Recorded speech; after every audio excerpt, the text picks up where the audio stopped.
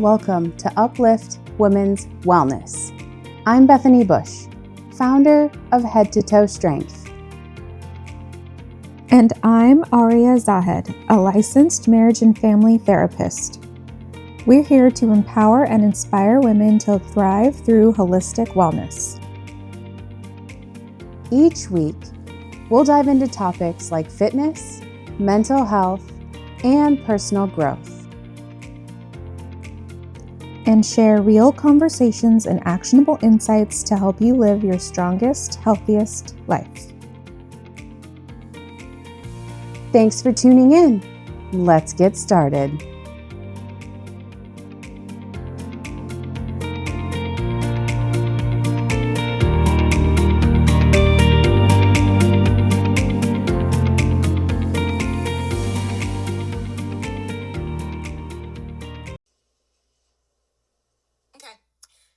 Today, we are going to interview one of my favorite humans on the entire planet, Kathia. She is an LMFT like me. She also is a small business owner and a mom of 3. And cherry on top, she's a woman of color. And so I wanted Kathia on here to represent working women who have children, because Bethany and I can't speak to that as childless women. So I just have a couple questions for you, Kathia, that I hope will help listeners who are trying to balance work and their kiddos. Okay. And I also want to speak to having this be about parenting as a whole. So if men are listening, they are part of the parenting team. Mm-hmm. And I want everyone to learn from this, not just women. Okay. Well, thanks for having me and, the awesome introduction. Thank you. Oh, good. Okay. So actually, first question would be overall, how do you feel about where society is at regarding working moms versus working dads? I think, personally, I can experience the disparity between the workload. I still think that it's very much present. The common theme and, with other moms that I speak to, even clients that, I treat, women, working moms, tend to carry the heavier part of parenting. It's a lot of, one of my friends called it this sort of invisible load that you have, and that includes organizing, planning, tallying in your head, figuring out where they're going to go to camp, what they're going to do for summer, what do they need for school, who needs new socks. So it's this constant sort of list in your head, I think, as a mom. And when I talk to my husband, who's very involved with our children, he doesn't quite have that.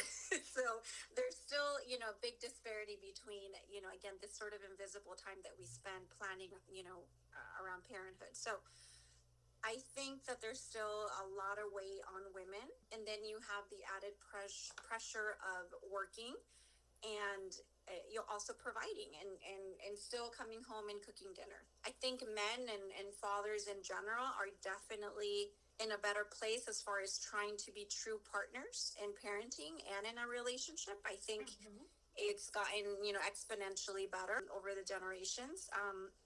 But the common theme, again, that I see in not only clients but friends and colleagues is that, women still have big tasks, I think men are trying to get there, but and there's some men that take most of it, that happens too. But I think the common theme again is that women still carry a lot, and there's just sort of this added pressure too from other moms. There's mom shame, and there's sort of you got to keep up with the way you look and the way you talk and how you parent them and what you're wearing, how you're presenting. There's all these things that moms have to carry, so trying to figure out a personal identity, trying to figure out who you are as a mother, trying to figure out who you are, as a business owner or just, being employed somewhere. It's a lot of things going on. So, I don't know if, I know men experience that to some degree.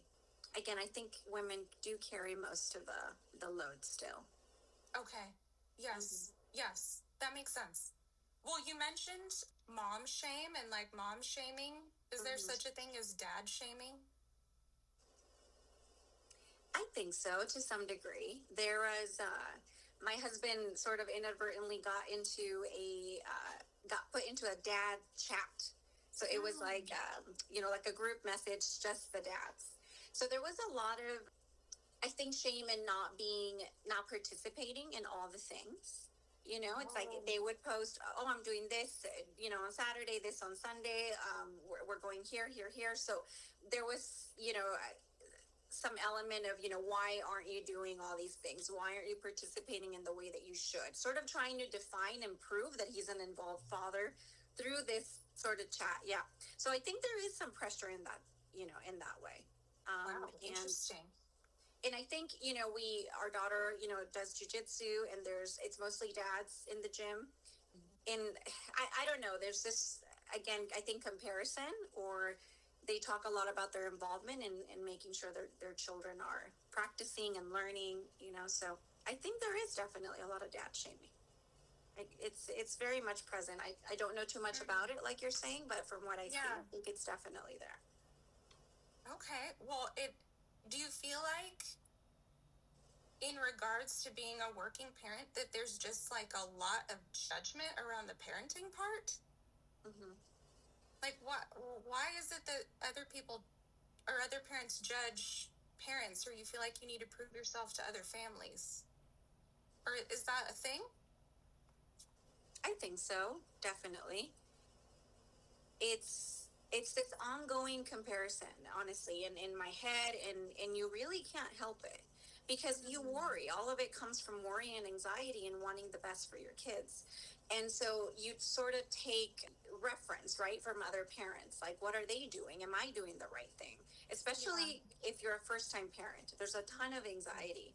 And so you really do kind of reference, other people, and see how they're parenting, what they're doing, where their kids are going to school, what they're focusing on, what sports they're doing, because you don't know. It's a lot of, again, it's a very scary time where you're learning and, again, defining your role as a parent. It's a brand new role, and then you have to figure out how to define it. So I think it's innate. I think it's common, and we're social creatures ultimately. So we are going to reference each other. And I think, we try to learn from one another, and sort of, again, try to make the best and figure out what works for you. Because I know parents that, again, parent very differently, and then you have to figure out, okay, I've tried this, I've tried elements of that. Yeah.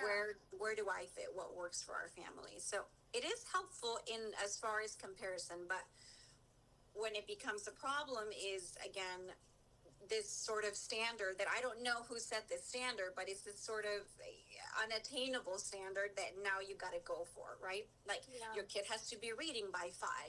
They should be social. They should be saying hi. Your 2-year-old should be running and, being active outside, not watching TV. So again, there's all these standards about what you should be doing, and it's a ton of pressure, but I think it's a matter of, again, figuring out what works for you, finding that middle ground. But it's there. And again, I don't know who set this standard, but it's completely unattainable and not realistic, unfortunately. But somehow we're all trying to achieve it. Okay, well, that was really helpful, and I am not jealous of you. It sounds extremely anxiety-provoking and frustrating, and like nothing's good enough. Yes, absolutely. Yeah, it really is. It's just, it's such a process, and, you learn, you grow as a parent, as your children grow, you change, you improve, you sort of fail in other things, and it's normal, and it's part of it. So it's complicated. It's very enriching. I love it. I really do love being a mother, but there's parts of it that I just don't enjoy, and that's okay. Again, there's a sort of pressure to always, for people to always say how much they love being a mom or how much they love being a dad, but there's parts of it that we absolutely don't love. Or, I'm speaking on, behalf of myself and my husband, but there's part of it that just absolutely don't bring any joy. And that's just reality, So yeah, I wouldn't wish it on you. Yes. Okay. Thank you. But I know I think there is pros and cons of everything you just said. Like, I know there's a lot of pressure, but you also have a sense of community. And I think things would be harder, the other way around. Mm-hmm. So that's good. But I'm glad you also highlighted this standard, because where did it come from? Mm-hmm. If you don't meet it, does that automatically make you a failure? Mm-hmm. No. So it's good for people to know, like, these are just expectations from, so Mm-hmm. it's okay if you're not quite up to snuff. Yeah. Right? Yeah. Okay. So on that note, I have a separate question. It might tap on the anxiety you were talking about, but how do you manage or cope with guilt? Like choosing work over your kids, quote unquote, or choosing kids over work, quote unquote, or just also mom guilt is a thing. So how do you handle that emotionally? What comes to mind initially when you say that, it's a lot of I think of just my behavior towards my kids. Sometimes I lose my patience. Sometimes I say and do things that are just not helpful to them and are not positive in parenting. And again, we all do that. So that's the immediate thing that comes to mind. I have 3 kids, so I have 7+ years doing this, and it doesn't help me to sit there and feel guilty. Now, I can feel remorse. I can really go back and examine what happened. I can apologize. I can talk to them about how I felt and really listen to them and how they felt with the situation. So that's very helpful to sort of, manage the guilt or remorse, anything that you're feeling around a bad situation, to just talk through it with them as much as, they can developmentally. And it's day by day, it's so chaotic day by day. I have a 3, 4, and 7-year-old. So it's like toddlers, and yeah, it's a mix. So I can't possibly sit there with the guilt. I have to take it day by day. So I think my brain has become accustomed to, like, okay, we did this, let's address it, but let's move on. I can't stay in it, because then I'm, sort of just going backwards if I stay in it. It's not helpful for them or me. As far as work, I think I'm very fortunate to have a really good balance with my business, because I can spend a lot of time with my kids, and that's always been important to me, to have them at home and for me to spend time with them before they go to school, because once they go to school, that's it. You're going to see them in the evenings and on the weekends, So to me, it's been it's important to spend time at home, to really parent at home. And so when I go to work, it's my time. I love what I do. Auria, it's, our job is so special and so unique and challenging, but wonderful. So I love what I do. So when I work, when I see clients, when I treat clients, it fills my cup. It really sort of recharges me, and it challenges me, because I really have to think, about how to help people. And it's so different from my usual, who needs a diaper, who needs to eat this, did somebody drop this, who cleaned that. So it's a good balance because of the way I've set up my business. And again, I'm very fortunate, to have that. So yes, it feels good. It feels good with the balance that I have right now. But a lot of people don't. No. I don't know how people that work, a regular 8 to 4, 8 to 5 job. I don't know how they do it. By the time you get home and it's 6:30, and you're trying to get dinner on the table, and the kids have been home, and you're trying to wrestle homework, etc. I don't know how how people do it. I don't know how that matches well with parenting. This sort of this heavy workload that we have, especially in the US. We're just, the work-life balance is really, it doesn't exist, and it's very, I know. Yeah, I agree. And we've actually, Bethany and I, in other podcasts, have talked about how if you are a parent, you do only see your kids starting at 6 p.m. Yeah. And also why, in general, just like sidebar, working from home should be something that companies offer. Yes. So you don't have to worry about the 30 to 1 hour 30 on the road with more time away from your kids. And then for me, Kat, as you know, like both my parents worked. So I was raised as a kid who didn't see my parents until 6 at night. Mm-hmm. And I think I didn't even see my mom before bed. Yeah. And so it's like really, it's sad. Like our country should be doing more. I don't know what the answer is. But I think that's actually a reason why I wanted this podcast with you, is because I don't know the answer. And I think any insight of just like how to make it work best for your family would be really helpful. Actually, my next question was, how do you stay connected to your kids when you're really busy with work? Like, is there anything that you kind of prioritize or? Yeah. How do I stay connected? It's hard to spend individual time with the three. It's just hard to carve out the time. It really is. And you know, I get people that have 3 and more kids. It's extremely difficult. I try to, again, make it moment by moment. So I'll check in with one of them. And this might be funny to some, I don't know, but I've been trying to make it a habit of taking a bath with my kids. So, you know, I'll take a bath with, you know, one of the boys, you know, one day, and another, you know, with the others. So it's very special to them. So the bath is relaxing. They associate really good things with it.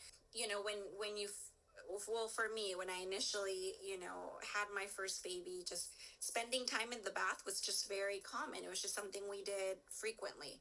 And obviously, as they grow up, that you lose that. But it's so intimate, it's so special, and I'm trying to keep some of that as long as I can. Obviously, at some point, they gotta they gotta do it on their own. They have to be, you know, independent of that. But it's such a special time, and I've really tried to carve out that time with them. I think also, you know, just engaging in what they like, getting to their level and asking questions, being curious, being interested in what they're doing. Whether that's magnet tiles, the boys are super into magnet tiles. So it's like, okay, tell me what you like about it. What do you want to build? You know, so even if it's 15 minutes, I tell parents that, you know, struggle with this balance, you know, just 15 minutes. You don't have to do any more than that. I think it's sufficient to engage very quickly and to show your child that you want to connect. I think if anything, showing the intention that you want to connect and be with them is worth a lot. So for me, it's carving out very small moments, and hopefully incrementally that means something for them. That's what I'm hoping for anyway. Yes. Well, it sounds like this is a quality over quantity. Yes. Carve. Okay. Yes. Good. Absolutely. Yeah. Yeah. Okay. And then next question. So how do you take care of your own mental health while doing all this juggling and mental gymnastics that you do? That's a hard one. You know, you and I just constantly kind of advise people on how, you know, and provide psychoed on how to do it, how to keep, you know, your mental health in check. So all those things apply, you know. It's just a matter of figuring out, again, what works for you. I had a parent that was very involved, worked from home, and 10:30 to 11, these 30 minutes somehow had gotten away from him. And one of the goals in therapy was trying to get that back. How do you get those 30 minutes back? Because it was so important to him to just have that downtime, where he just watched anything on Netflix or checked his phone. It was just his time to decide what he was going to do with it. So that can be self-care. That can be your daily self-care. For me, it's definitely spending time alone, and, you know, me and my husband really try to do that for each other. He does, you know, jiu-jitsu, he trains, he does this, so I have to figure out how to allow space and time for that, and he tries to do the same for me. You know, if it means going to yoga, if it means, you know, just being in the gym here at home for a minute, or being in the room alone. You know, he closes the door and he knows that I need 15, 20 minutes, whatever it might be. So, yeah. And that works. That suffices in a way, again, where I can keep sane. So, yes, that's what works for me. And it's not perfect. Yeah. Sometimes you wish there was more of it, but, you know, you do your best with it. Yeah. Well, it sounds like it's more about the intention and making it a priority, even if it doesn't seem like a priority. Yeah. Yeah. You just have to make it happen because you deserve it. Yeah. Yeah. And I tell you all the time, enjoy your time alone. Like, you have no idea how precious that is. I'm like, Auria, enjoy it. Just go out, go party, just like stay up. Like it's sleep in. It's a wonderful thing, Yes. So because parenting does take away a lot of those things, So has motherhood changed your perspective on your career goals or your career path? Has motherhood changed my perspective on my career goals or path? Definitely, in a way that motherhood can be very visceral. I don't know how else to put it. It's like you really, when you're irritated, you really feel it. When you're happy, you really feel it. When you are connecting with your children, it's just, you have these moments sometimes where you want to cry, and then you're so frustrated with them, the next moment. So it's very, again, visceral. I feel like it's I don't know, it's like physically involved process. I don't know how else to say it. So it reminds me to be grounded, and because of that, and the importance of being grounded, and because of that, as I try as much as I can to be flexible with work and the goals that I had before I had kids, to maximize that time, grounding and really being present. I think kids, really do a good job at making sure you're present. So it sort of asks that of you.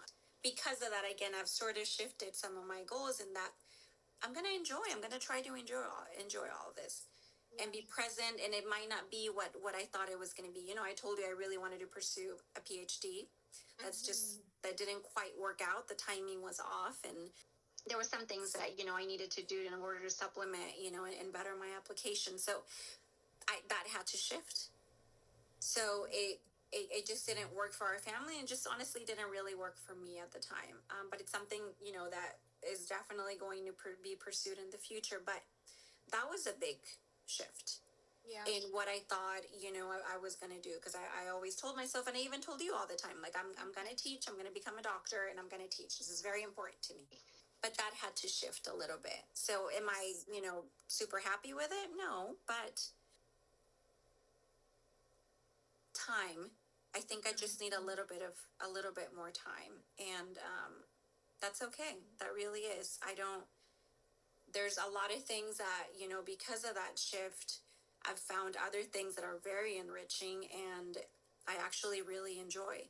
So the shift, again, wasn't necessarily a bad thing. It's opened up other doors, other paths that, again, completely challenged the way that I thought parenting was going to go, in relation to my career, how my career was going to go.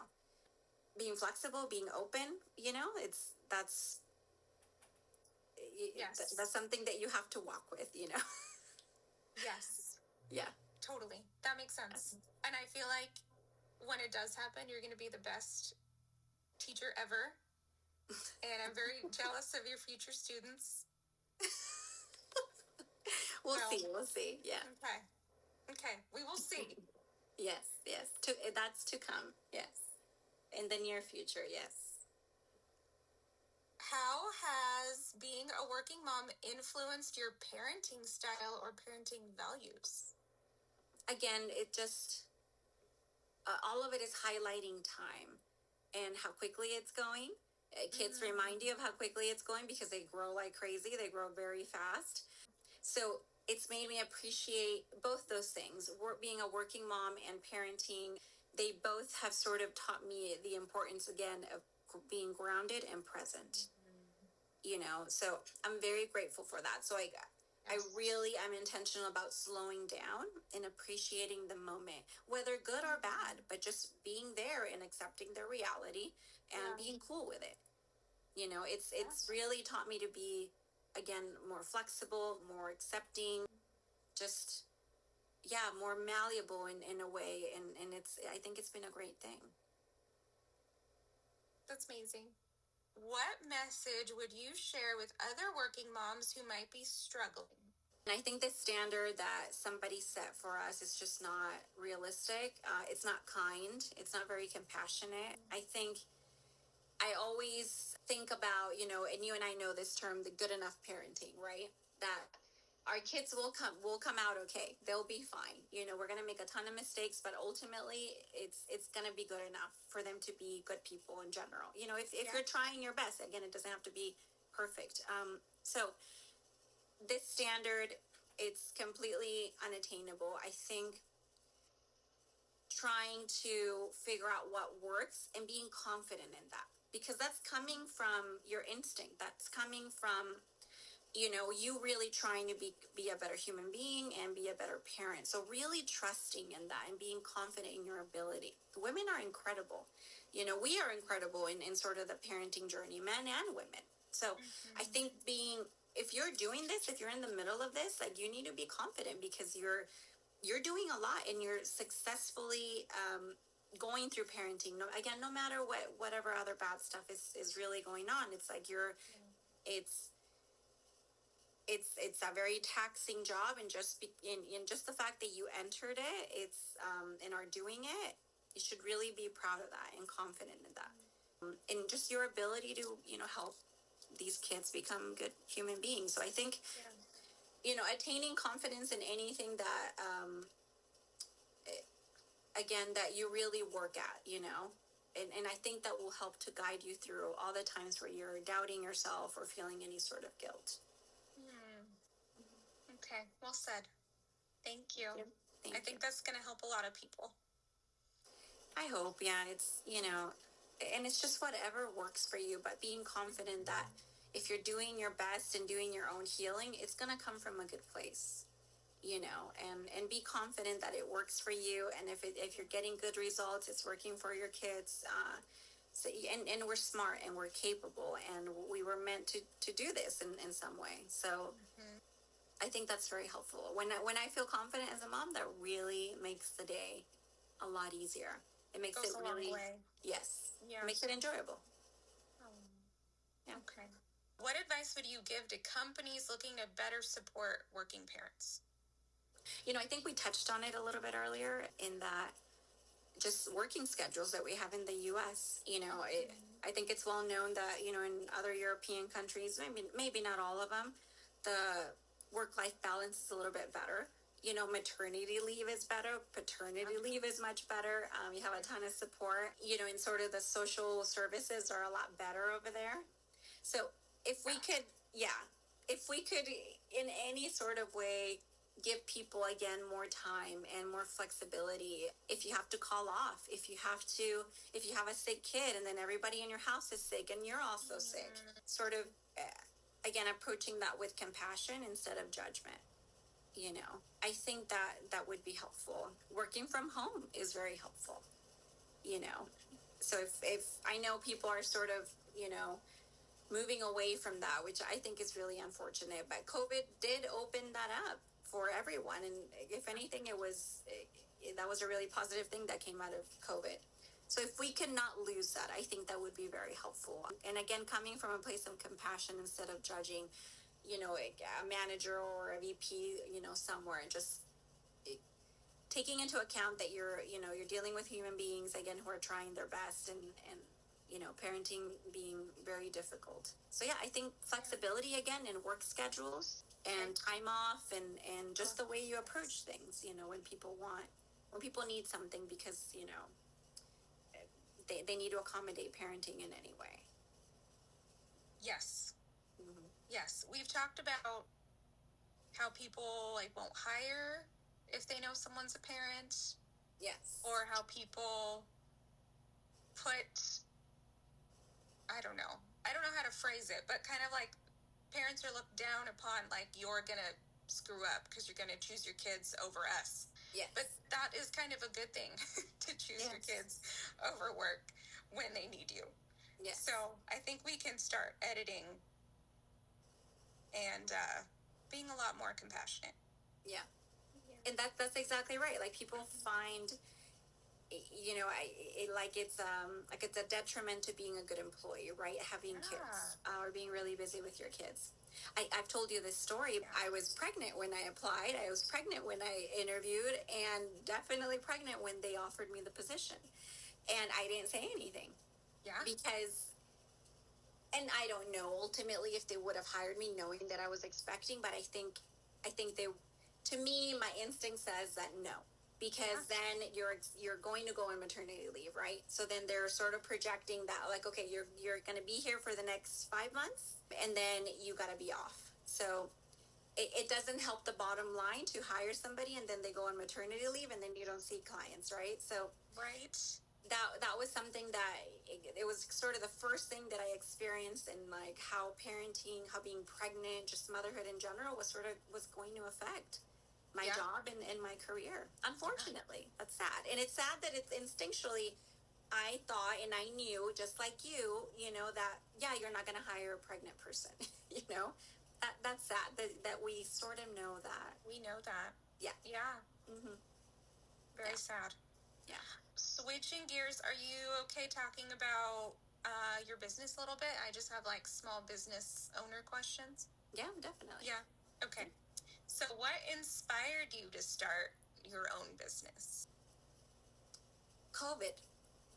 It really, you know, we were all working from home and everybody wanted therapy. Everybody was sort of losing it at home, you know? So, and then everybody all of a sudden became open to telehealth because that was the only thing that was offered, right? So, Yes. yeah. So then, you know, I would get full so quickly, you know. I couldn't keep up with clients trying to schedule appointments with me. And it really highlighted, okay, obviously right now it's the time where everybody's struggling, so everybody really wants to talk to somebody.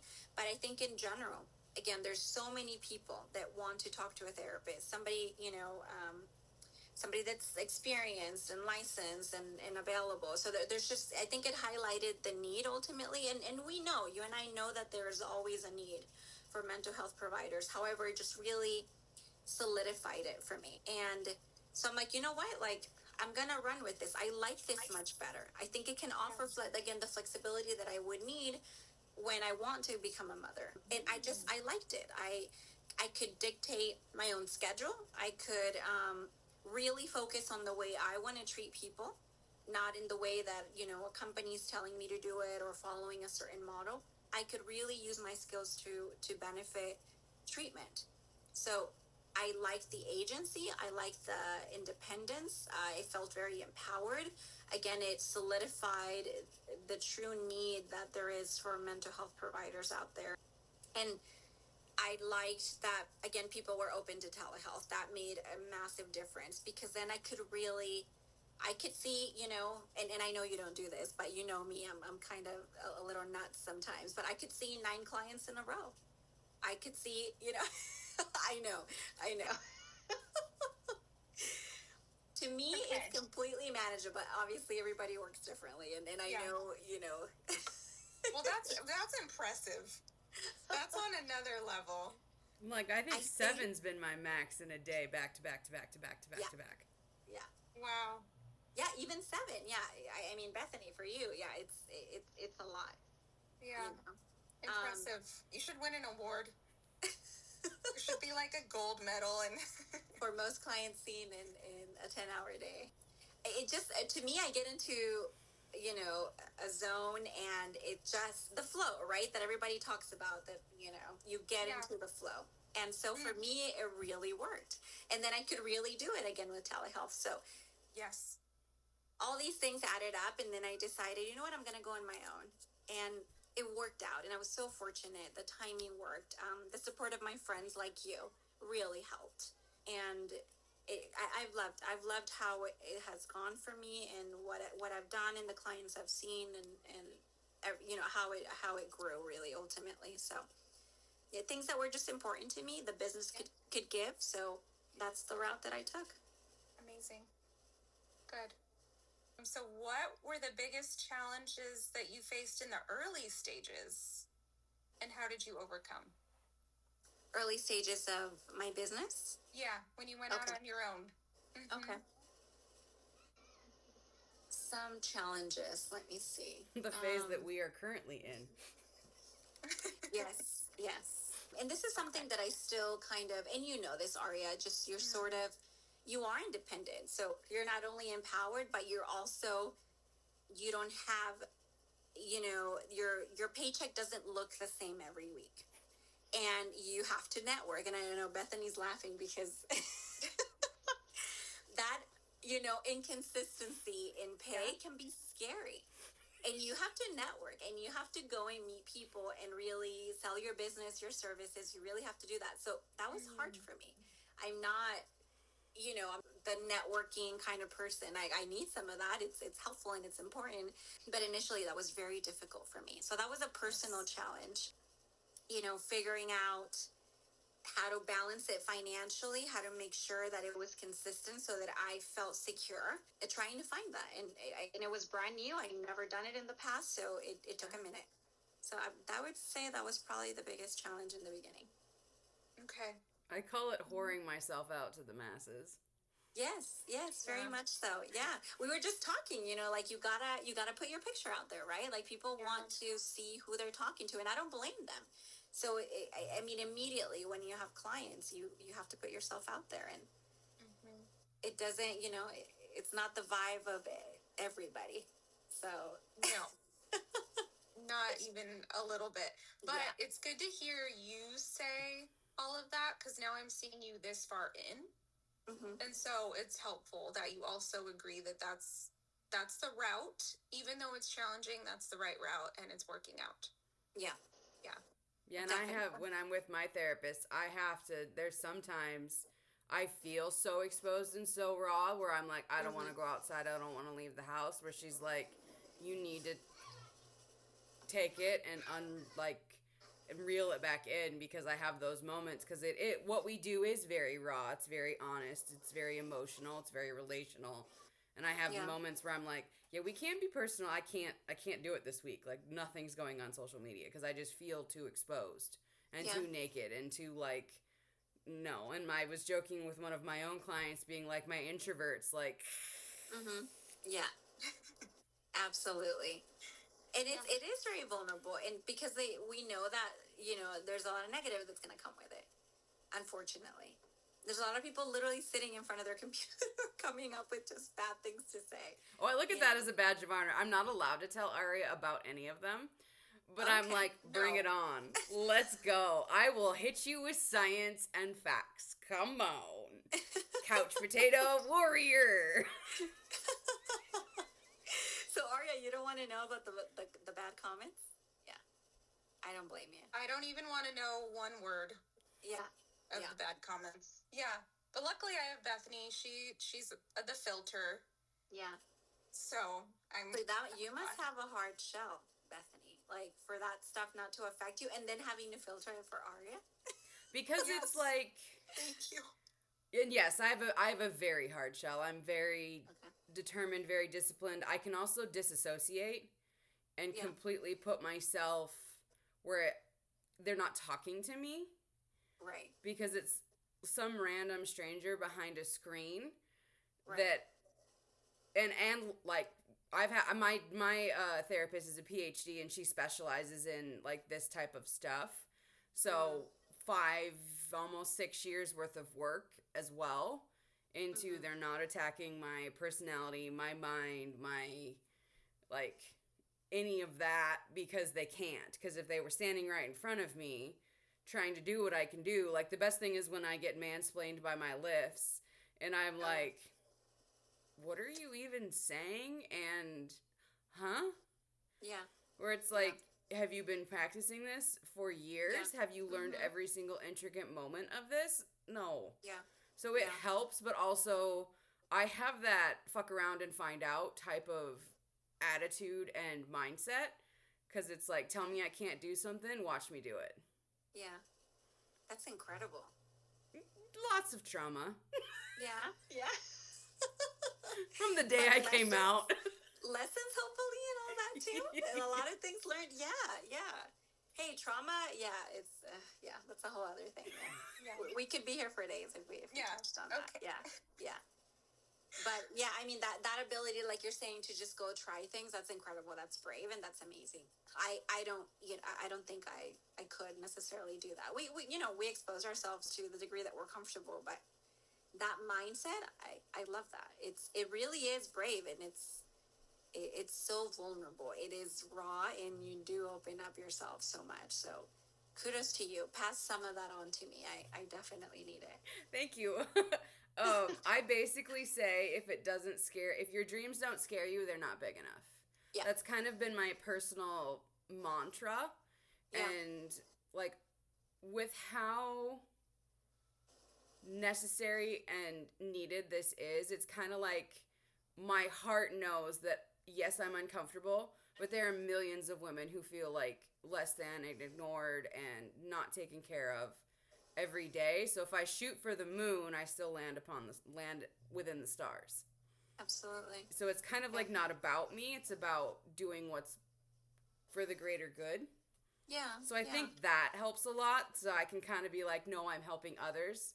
It's not like, here you go, here's my entire soul. Like, yeah. So you're very much part of the, helping people group like me and Auria. So, with your expertise, your talents. So that's incredible. So, okay, it makes sense. It makes sense how you two connected and what you're working on and trying to build. This absolutely makes sense. I love that. Thank you. Yeah. Thank you, Kat. And thank you, Bethany, for being my barrier. You're welcome. The filter, yes. The bastards online. Yes. How have you experienced self-doubt, and what advice would you give someone to help push past that? Again, in referencing business, right? Yes. Okay. What Bethany said, I think go for the things that scare you.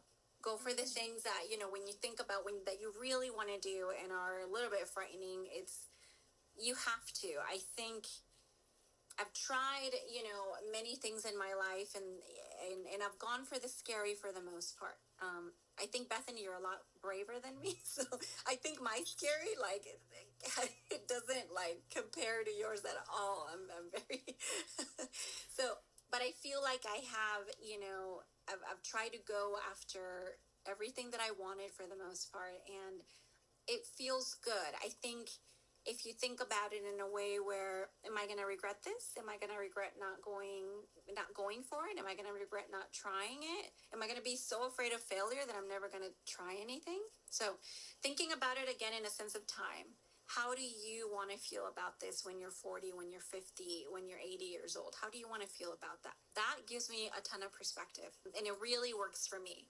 Like, again, how are you going to look back on this moment? And so that can carry me through some of the self-doubt. Just like the things that you guys have encountered, you push through that and now are doing this, because I'm sure, some self-doubt came through for doing something like this too. I was shocked, Auria, and you really surprised me and amazed me that you wanted to do this. Yeah.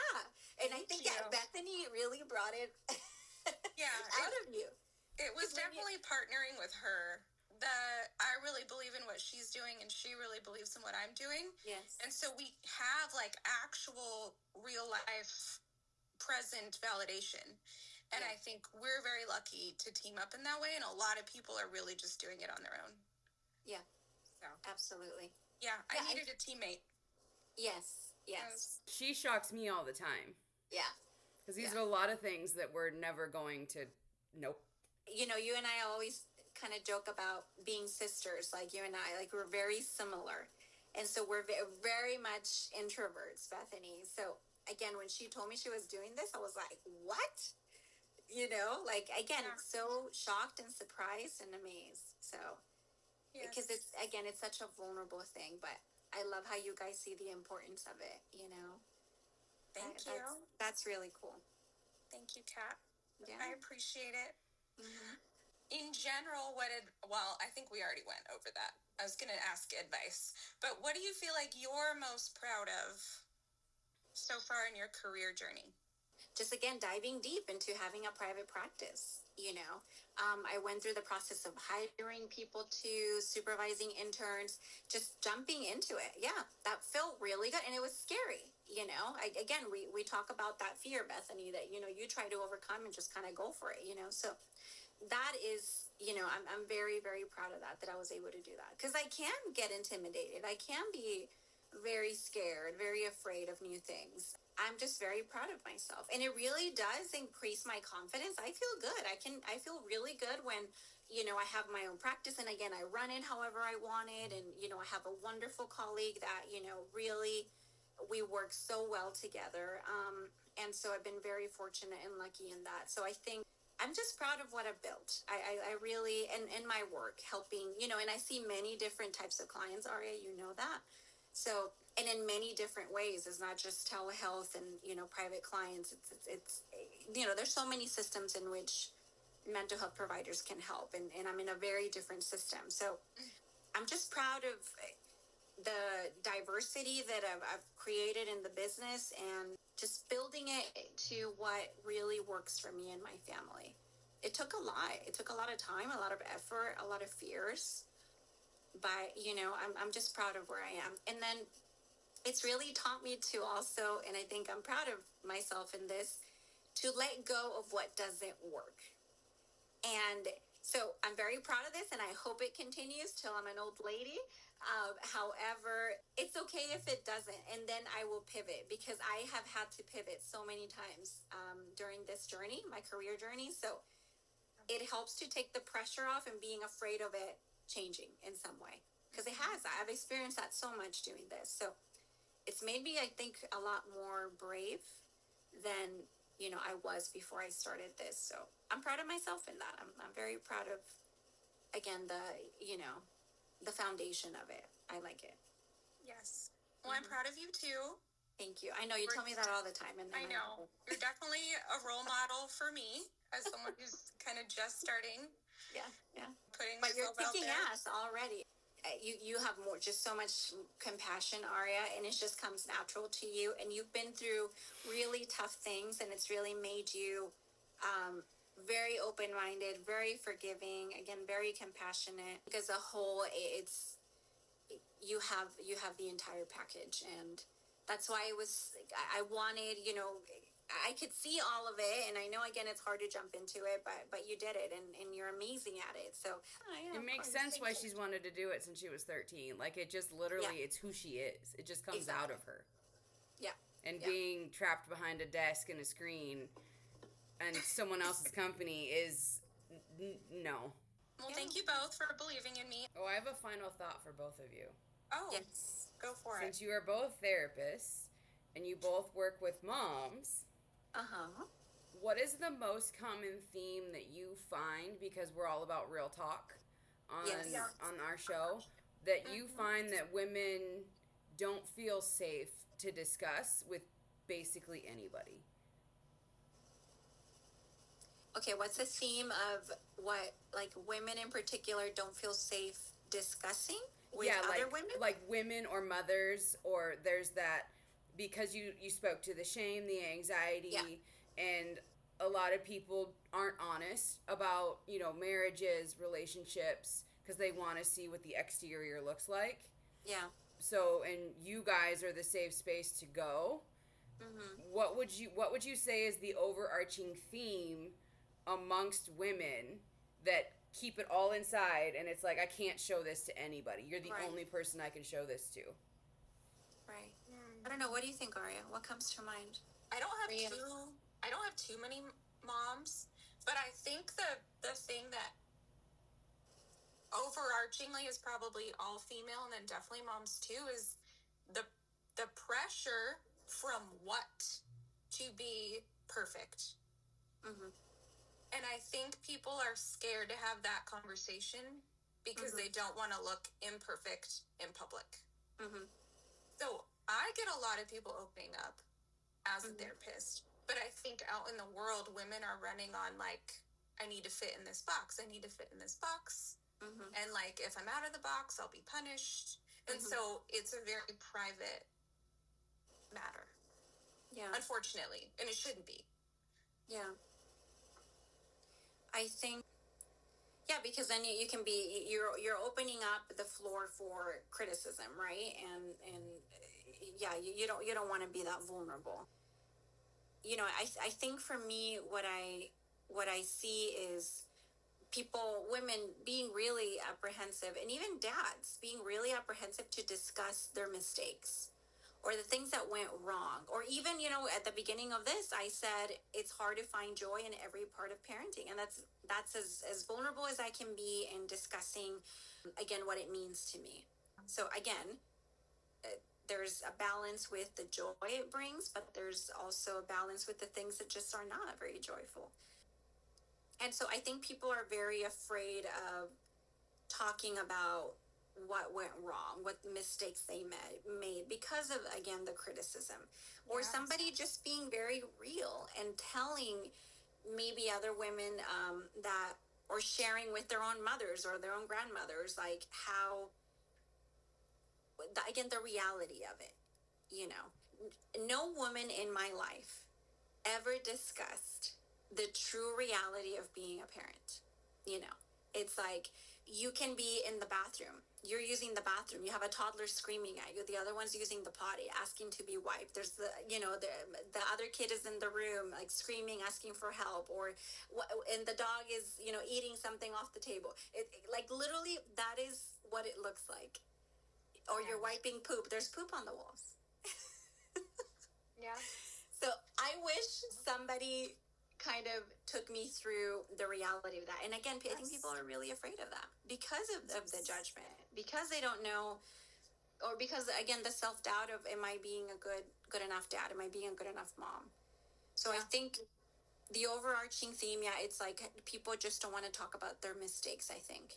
Even in therapy, Bethany, like a lot of people are just feel like, oh, I shouldn't say this, or this is going to sound bad, So that's what I see, and amongst a million other things, Oh, of course. Are you both accepting clients? At the moment, no. Okay. Yeah, because I have a big caseload with, again, some of the homes that I work with. But I mean, yeah, again, that speaks to the flexibility. Sometimes we open slots when we can and what our schedule allows. So what about you, Auria? Are you? Yes, I have 2 available spots, potentially 3, to be determined, but definitely 2 as of now. Okay. Thank you. All right, you can continue your close. I just thought it would be helpful to kind of like, since I have 2 LMFTs sitting in front of me, to get, because we do have so many listeners, the real of like, I'm not alone. Yeah. I'm not alone. Oh my gosh, this is common. Thank goodness it's not just me. Like that, I'm not alone feeling can do a lot, even though like you don't know who said person is, but it's like some other person out there feels the exact same that I do. It's that feeling of community that helps, of like, okay, it's not just me. It's not just me. Yeah. Yeah. So, and too, there was some video I saw somewhere where, and that's exactly why I use the word joy in, defining or in talking about, like, there are parts of parenthood that I just don't enjoy, so it's that, I think, too, like really talking and being real about, like, you don't have to enjoy all of it, and that's okay, so I love that people would feel, that they can talk about these things, that they can be real about the parts that they don't like and about the parts that they love. Yeah. So yeah, no, definitely. I hope it reaches people, and I hope people find common ground, and they feel that, people like myself, mothers like myself, therapists like myself, see them and know the struggle. Yes. Yeah. So thank you for everything that you do, and like the work that you do, because you come from, a different culture, you come from, a different lifestyle, and then now you've got 3 kids and you're doing therapy and you're doing this and you did private practice, and you tried to do general practice, and it's like, thank you for that. Yeah, no, thank you. I really appreciate it. Thank you.